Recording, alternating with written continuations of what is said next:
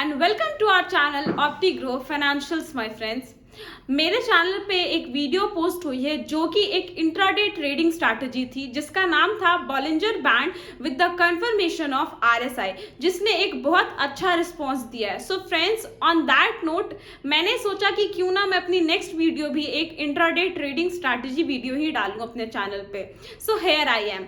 सबसे पहले अगर आपने अभी तक हमारे चैनल को सब्सक्राइब नहीं किया है तो हमारे चैनल को सब्सक्राइब कर ले ताकि हमारे वीडियोस रिलेटेड सारे अपडेट्स आपको टाइम टू टाइम अवेल होते रहे। आइए तो मैं बताती हूँ कि हम आज कौन सी इंट्राडे ट्रेडिंग स्ट्रैटेजी यूज करने वाले हैं। फ्रेंड्स, आपके पास यहाँ विजिबल है ट्रेड विथ 3 EMA। आज की जो हमारी इंट्राडे स्ट्रैटेजी है वो है ट्रेड विथ 3 EMA कि आप कैसे 3 EMA के हेल्प से ट्रेड कर सकते हैं। सबसे पहले मैं 3 EMA की खासियत आपको बताती हूँ।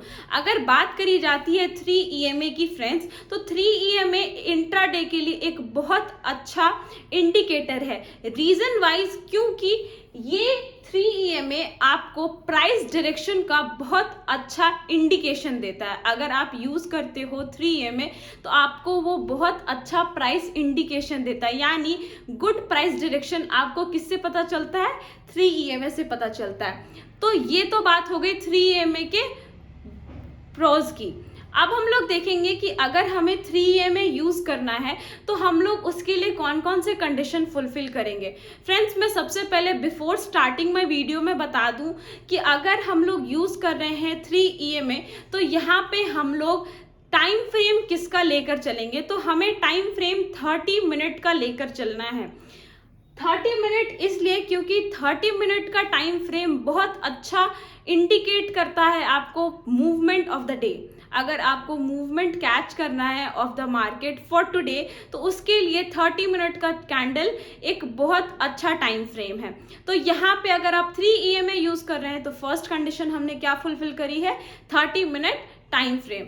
आइए मैं अब आपको ले चलती हूँ ऑन द चार्ट व्यू और ट्रेड हम कैसे लेंगे अगर हम 3 EMA का यूज कर रहे हैं। तो यहाँ पे आप देख पा रहे हैं हमारे पास निफ्टी का 30 मिनट चार्ट लगा हुआ है, अवेलेबल है। अब देखिए, अगर आपको 3 EMA का यूज करना है तो आप सबसे पहले क्या क्या सिनेरियो देखेंगे। ये जितने भी कैंडल फॉर्म हो रहे हैं ये सब 30 मिनट के टाइम फ्रेम के कैंडल है। आपको वेट करना है एक रेड कैंडल फॉर्म होने का, फिर उसके नीचे वापस से एक हम लोग सेकेंड रेड कैंडल फॉर्म होने का वेट करेंगे।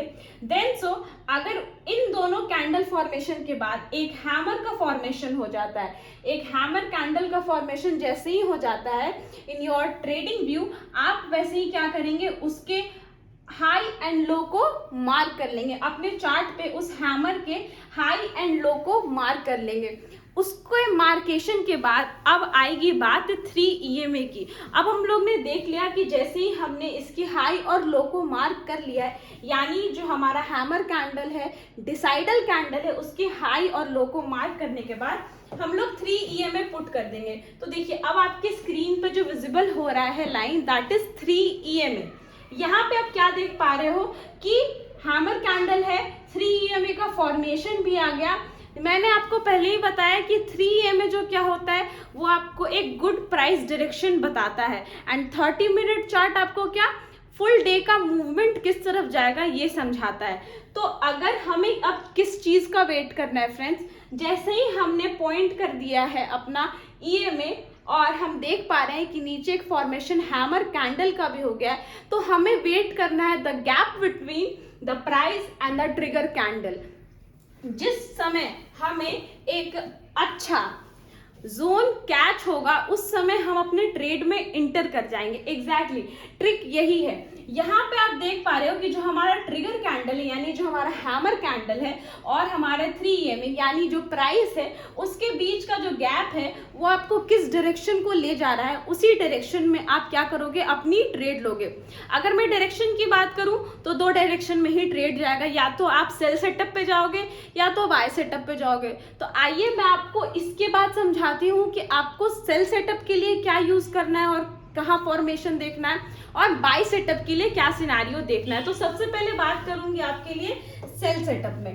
तो अगर आप सेल सेटअप में आते हैं तो वहां पे वापस से आप 30 मिनट चार्ट लगाओगे और ईएमए यानी 3 ईएमए को ऑप्ट करोगे। उसके बाद सिनेरियो क्या होना चाहिए कि फर्स्ट ग्रीन कैंडल फॉर्म होना चाहिए, then another should be a green candle, और उसके बाद ऊपर में ऑन टॉप में एक हैमर कैंडल का फॉर्म होना चाहिए। उसके हाई और लो को मार्क कर लेंगे। The reason behind to marking high and low, जैसे ही इस हैमर कैंडल यानी जो हमारा ट्रिगर कैंडल है उसका ब्रेकआउट होता है, हम अपने ट्रेड में इंटर कर जाएंगे।